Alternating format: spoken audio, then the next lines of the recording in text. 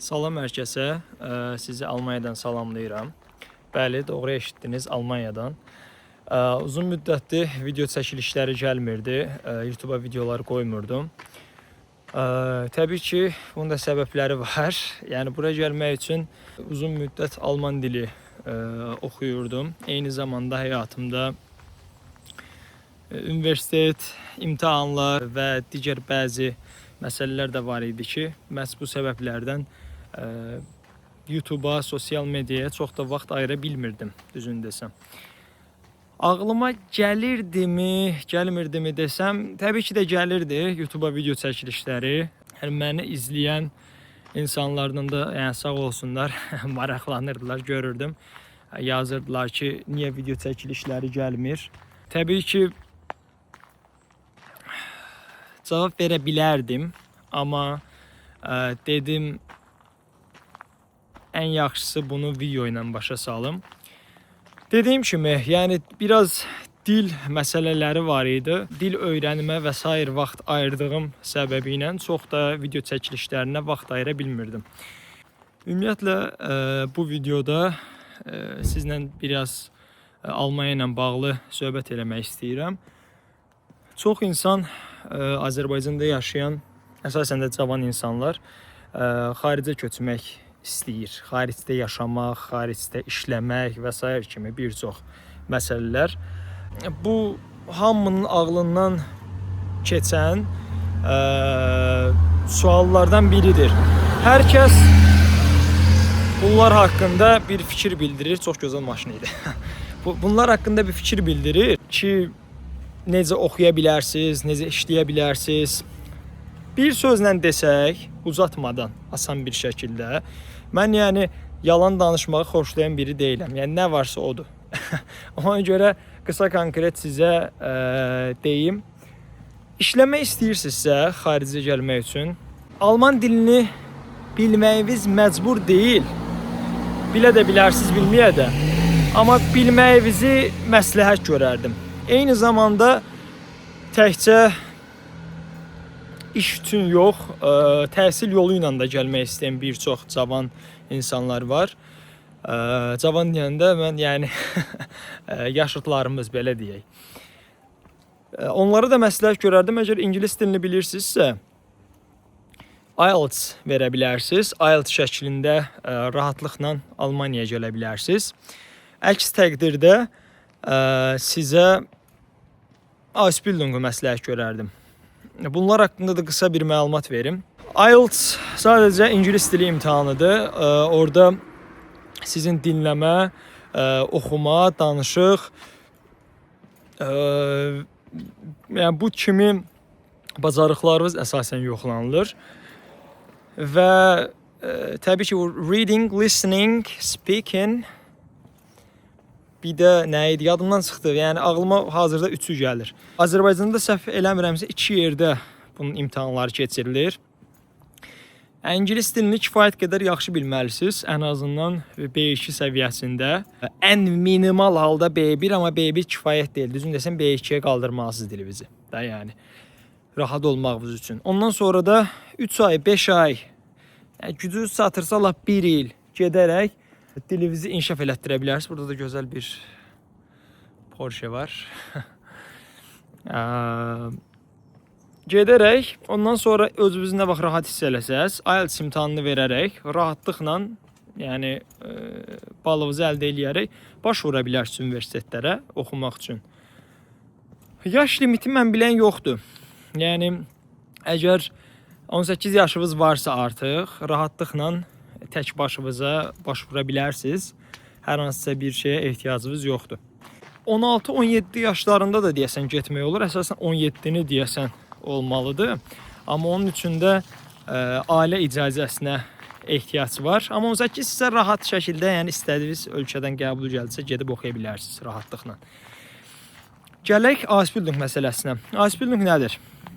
Ausbildung IELTS-dan biraz fərqlidir. Yəni Ausbildung peşə sahələri üzrə bilik və bacarıqlarınızı inkişaf elətdirə biləcəyiniz bir fürsətdir, belə deyim. Biraz yəni dediyim kimi universitet kimi deyil, Amma məsəl üçün hər hansısa bir peşəyə marağınız varsa, məsəl üçün atıram otelçilik sahəsinə, restoran sahəsinə ola bilər, digər bütün peşələr bura aiddir. Marağınız, həvəsiniz varsa, rahatlıqla alman dilini sadəcə mükəmməlləşdirib, hansı ki B1, minimal B1, B2 səviyyələrinə gətirərək yer də tapıldıqdan sonra Almaniyaya gələ bilərsiniz. Yer tapıldıqda indi nə deyirəm? Yəni nə mənaya gəlir? Almaniyaya gəlmək üçün, Ausbildung üçün sizə bir yer lazımdır. Siz burada təhsil alasınız. Eyni zamanda da təhsil aldığınız müddətdə o peşə ilə bağlı işlər görəsiniz. O iş yerini siz tapmalısınız. Bu mütləqdir. Azərbaycanda bunu tapırsınız. Bunu tək də eləyə bilərsiniz. Tək də edilə biləsi bir şeydir. Yəni çətin deyil o qədər də. Yəni bunun üçün saytlar var Google-da. Ausbildungla bağlı maraqlansaz özünüzdə tapa bilərsiniz. Ya da ki, ən asandır nədir? Əgər büdcəniz varsa, təxmini mən öz vaxtımdan deyirəm, 2000-ə yaxın pulunuz varsa, yarı-yarı bəzi şirkətlərdə olur, yarı-yarı ödəniş şəklində. Yarı-yarı ödəyib siz işinizi başlada bilərsiniz. Yəni dili eyni zamanda öyrənməlisiniz. Şirkət də sizin üçün sizə uyğun, istədiyiniz yeri tapacaq.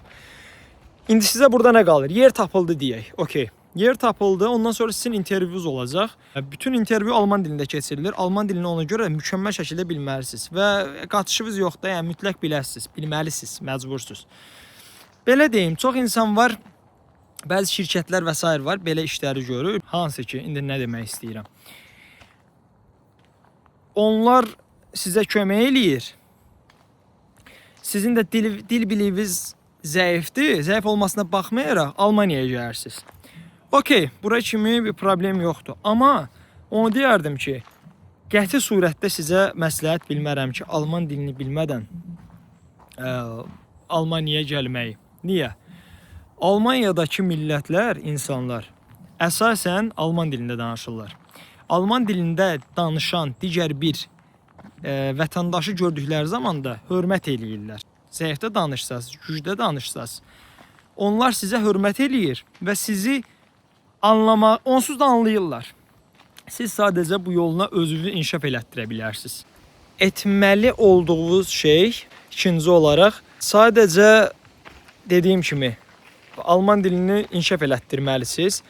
Kifayət qədər alman dilini çox yaxşı bilsəz Azərbaycanda, burada çətinlik dediyim kimi çəkməyəsiniz. Ona görə hamıya məsləhət bilərəm. Bu bayaq dediyim işlə bağlı da, universitetdə, Ausbildungda hamı üçün keçərlidir, mütləqdir. IELTS-la gəldiniz, deyəcək, okey, bəs demədin, IELTS-a mənə ingilis dili lazımdır. Lazımdır, düzdür.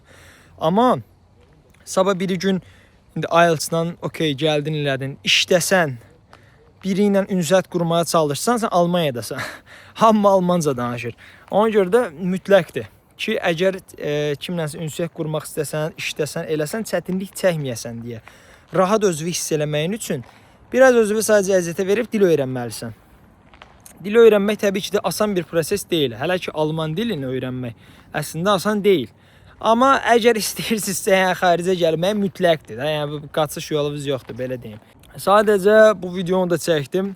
Biraz informasiya verim ki, Almaniya xaricə gəlmək istəyən insanlar necə gələ bilərlər deyə. Bu formada gəlməyiniz mümkündür. Asanlıqla belə, rahatlıqla gələ bilərsiniz.